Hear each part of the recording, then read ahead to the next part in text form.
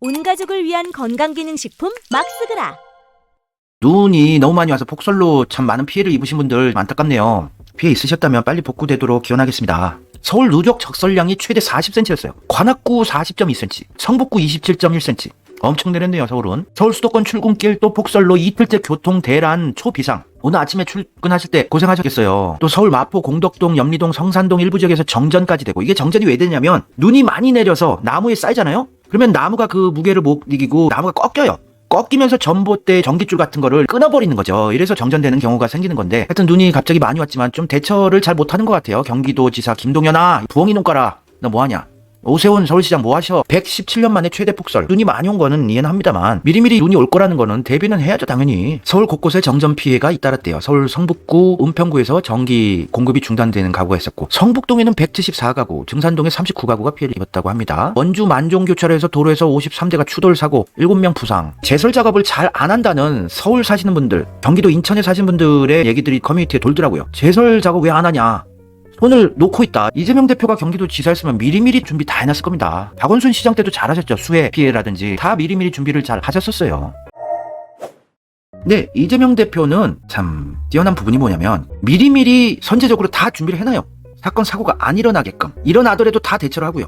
이재명 대표가 얼마나 미리미리 준비를 잘하고 예방하는지 보실까요? 제가 성남시 있을 때 매년 수재가 발생하는 거예요. 그래서 제가 몇 년간 매년 피해 나는 지점을 지도를 놓고, 빨간색은 5년 전, 파란색은 4년 전, 노란색은 3년 전, 이렇게 쭉 스티커를 붙이라고 했어요. 그랬더니 놀랍게도 거의 같은 위치인 거예요. 그 위치들을 다 찾아가 봤죠. 일단은 현재 시설 상태에서 관리를 최선을 다해보자. 확실히 배수관 이런 데 많이 막혀있고 역류할 수 있게 돼 있고, 그런 것들을 다 고쳤죠. 준설하고, 필요하면 역류 방지 장치하고, 가랑잎이나 이런 거 못 떠내려오게 위쪽에다 좀 차단 시설도 하고, 곳곳을 다 했는데 놀랍게도 수재가 거의 없었어요. 근데 한 군데는 역류 안 된 곳이 있었는데, 서울공항 앞에, 거기는 저지대라서 구조적인 문제더라고요. 그때 100억 훨씬 넘게 긴급 편성해서 하천을 넓혔죠. 그래서 거기도 수재가 다 없어졌습니다. 아마 서울공항 앞으로 그 대로를 지나가시는 분들은 못 느끼실 거예요. 왜냐, 좋아진 건 못 느끼거든요. 지금 생각해보면 이제는 수재가 없어졌네? 서울공항 앞 도로가 잠기지 않네? 그 생각 드실 수 있습니다. 좋아진 건 못 느껴요. 진짜 재해가 안 일어나면은, 그리고 컴퓨터 서버 관리 이런 거 하시는 분들 있죠. 이분들이 없어도 되지 않을까 생각하시는 분도 계시겠지만 문제없이 돌아가는 거는 느끼지 못합니다. 이재명은 성남시장 할 때부터도 계속해서 재난, 재해 미리미리 예방을 해왔던 사람이에요. 대처를 잘 해놓으니 믿을 수밖에 없죠. 지지해줄 수밖에 없죠.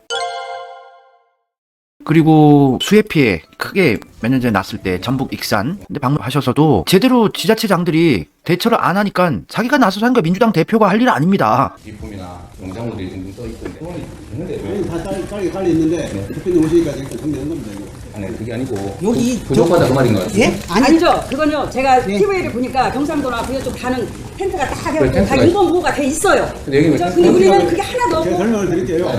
우리가 지금 1,400명 이재민이 발생했는데 초기에 텐트를 다 100번 서버려가지고 그 이후에 텐트 부족해서 우리가 그냥 빠르게 나가게 다른 간이시설로 해주는 게 조정을 생각을 합니다. 그건 시장님이 잘못하신 거죠. 자, 잠깐. 네, 알겠어요. 이 텐트가 부족한 거는 사실 시에서는 가장 구하기 어려울 텐데 도에서도 남는 지역 많잖아요. 다른 큰 지역에 남는데 많은데 요 뒤엔들 책임 회피하려고 얼굴 썩소 짓고 모면하려고 하는 거 보세요. 뒤에 있는들 제대로 대처도 안 하고 무슨 도지사다, 무슨 시장이다, 군수다 헤쳐먹고 있습니까? 짜증나게. 부족한 거는 사실 시에서는 가장 구하기 어려울 텐데 도에서도 남는 지역 많잖아요. 다른 큰 지역에 남는데 많은데 빨리 좀 지원을 해주세요. 제가 하겠습니다. 지금 빨리 전화하세요. 예, 알겠습니다. 전화하시고 빨리 이거 보내야 돼요. 자, 그거는 아마 이게 일시적으로 여기가 이제 익산시가 보유하고 있는 그 비품이 갑자기 많이 필요해가지고 지금 현재 좀 부족한 모양인데 지금 다른 시군에 있는 거 도에서 지금 지원하라고 해서 곧 해결될 거예요. 얼마나 답답하겠어요. 애기들도 있고 할아버지들도 그래서 있고. 가족 단위의 그러죠. 1대1 관심 많이 갖고 또 격려하고 또 우리 당이 할 수 있는 자체적인 일도 좀 해나가도록 하겠습니다. 전주에서 2시까지 쪽으로 도착하도록 됐죠? 바로 해결해 버리잖아요. 지금 이 자리에서 전화하려잖아요. 대통령이 해야 할 일을 자기가 하고 있습니다. 민주당 대표가. 자, 잠깐만. 전주시에 있는 자, 우리 도에서 조치를 해서 아까 그 텐트 밖에 가구가 쓸 수 있는 텐트 전주에서 2시까지 갖다 준다고 하니까 그때부터는 각각 따로 사생활 보호되게 활동할 수 있을 거예요. 좀 일찍 해주시기 감사합니다. 네, 그래요. 이렇게 일을 잘하고 민중들 아끼고 이런 애민정신이 있는 사람이 우리 대통령 돼야죠. 당연히. 그러면 우리나라 얼마나 안전한 나라, 살기 좋은 나라 되겠습니까?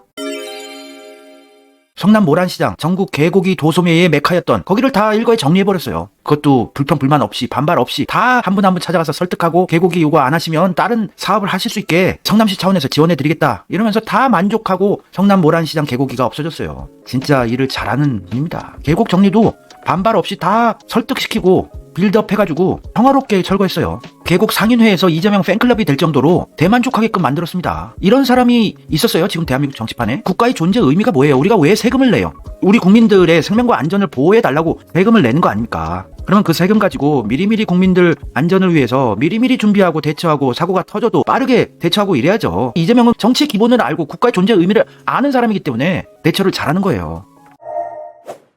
지금 경기도 부엉이 눈깔은 뭐 하는지 모르겠어요. 제설 차량 운행도 포기했대요. 경기도 역대급 눈폭탄으로 마비된 경기도. 눈 많이 온 거는 알겠는데요. 매년 겨울마다 눈은 많이 와요. 미리미리 여름 가을 때부터 준비를 해놨어야죠. 경기도지사 뭐 했냐? 부엉이 눈깔아, 너는 지금 허황된 꿈을 문재양하고 같이 꾸면서 차기 대권을 노리는 것 같더라. 동현아, 너 뭐하니? 대권 나가려면 눈 치우는 거라도 열심히 하는 퍼포먼스도 해야지. 이런 것도 안 하고 제설 차량이 못 굴러다닌대잖아. 동현아. 하여튼 김동현은 허황된 꿈을 문재양하고 열심히 꾸고 있는데 둘이 같이 이재명 정권 때 깜빵 갈 가능성도 있어요. 무슨 들어온 짓이 발각될지 모르거든요. 이재명 임기 때.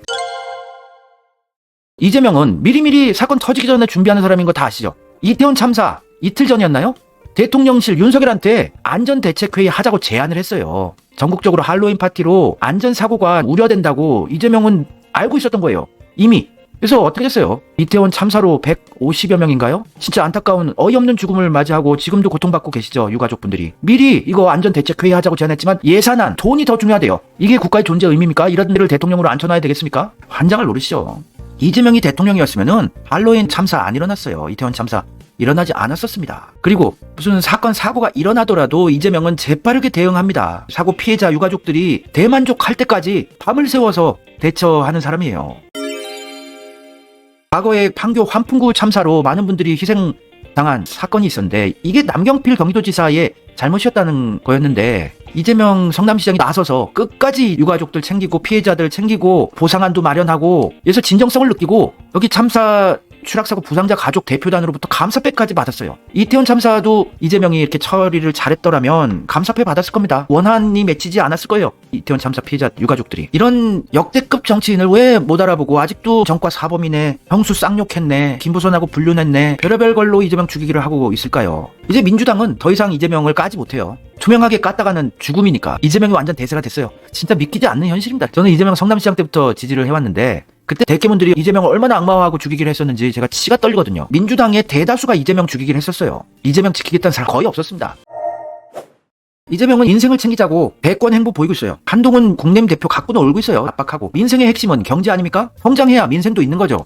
그런데 여기 제일 중요한 역할을 해야 될 정부가 그 역할을 전혀 하지 못하고 있습니다. 민생 챙기자고 계속 압박하는 거예요. 윤석열과 한동훈한테. 전적으로 정부의 무능과 무관심, 무지, 불법 때문입니다. 한동훈 대표님은 저의 재판보다는 민생에 좀 신경 쓰시는 게 좋겠습니다. 민생으로 밀어나가는 게 진짜 정답이에요. 이게 별거 아닌 것 같아도 전 국민이 불경기로 신음하고 있어요. 민생 챙기는 게 결국에는 정답이 될 겁니다. 분명히. 윤석열은 흔들릴 수밖에 없거든요. 트럼프 정권 됐고 JTBC, TV조선 적폐 언론들도 윤석열을 김건희와 함께 까기 시작했어요. 이게 얘들이 임기 단축 개헌해서 대통령제의 권한을 약화시키는 개헌하려고 쇼를 하고 있는 건데 이게 잘못하다가 한 방에 나락으로 갈 가능성이 있어요. 경제가 심상치가 않습니다. 롯데그룹 위기설이 그냥 설로 보여지지가 않아요.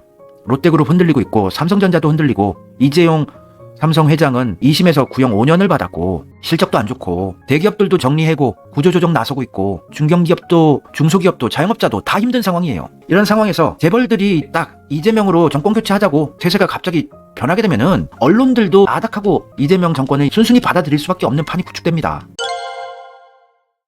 이재명도 알아요. 내가 대권으로 갈 수 있을 것 같다고 느끼시고 증권거래소였나? 여기 방문하셨던 거 보신 분들 계시죠? 완연히 대통령의 모습이 보이더라고요. 제가 이 영상 보고 이재명 대권 준비 완연히 시작됐다. JTBC 방송 채널에서 영상을 띄워주더라고요. 윤석열 정부를 직격하는 이재명, 한국거래소 찾은 이재명, 한부토건을 콕 집어서 아주 전형적인 주가 조작 그래프다. 이거 주가 조작했다. 삼부토건. 여기 연결된 게 이낙연이고 친문 카르텔 수박들 다 엮여있죠. 김건희 윤석열도 엮여있고요. 다 조질 수 있는 카드예요. 주가 조작, 삼부토건 물어뜯은 거는. 이제 몸살일 수밖에 없습니다. 얘네들. 이 정부는 아무런 대책도 방침도 지침도 없어 보입니다. 말투가 조금 도도해졌어요.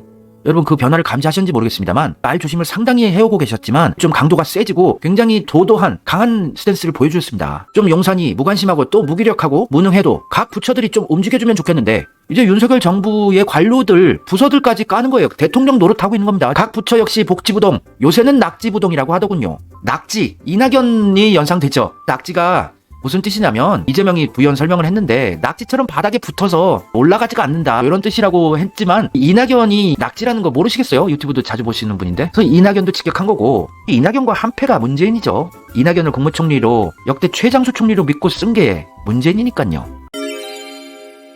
그리고 자기 스마트폰에 주가 그래프를 보여주면서 삼부토건 주식 차트 요거 보시라고 요거 전형적인 주가 조작 교과서에 나오는 그래프라고 딱 보여주신 거예요. 이낙연은 디펜드 기저귀 갈아 끼워야 될 것 같아요. 지리고 있을 겁니다. 왜 삼부토건이야?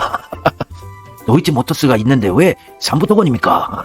이제 삼부토건에 김건희도 엮여있고 윤석열도 엮여있는 거고 아 멋있어요. 그런데 왜 교과서적인 아주 전형적인 주가 조작 그래프인데 왜 몰랐을까? 삼부토건은 나중에 실제 돈 투자한 사람이 누구냐 아주 엄밀하게 조사하면 다 나오겠죠. 압박하는 거예요. 윤석열 정권 문재인 정권까지 일석이조 3조 4조를 한 방에 삼부토건 하나로 아작을 내는 겁니다. 한두 푼도 아니고 수백억의 부당 이득을 생겼을 것 같으니까 이거 다 조사해봐야 되겠습니다. 아주 강단 있고 도도한 자세로 말씀하셨어요. 대통령처럼. 저 여기서 카리스마 느꼈습니다. 이제 대세가 이재명이 되었다고 저는 감지했거든요. 상설특검에서 추진한다고 하니까 가시적 성과가 나오지 않을까 보이고요. 상설특검 가자. 아주 좋아.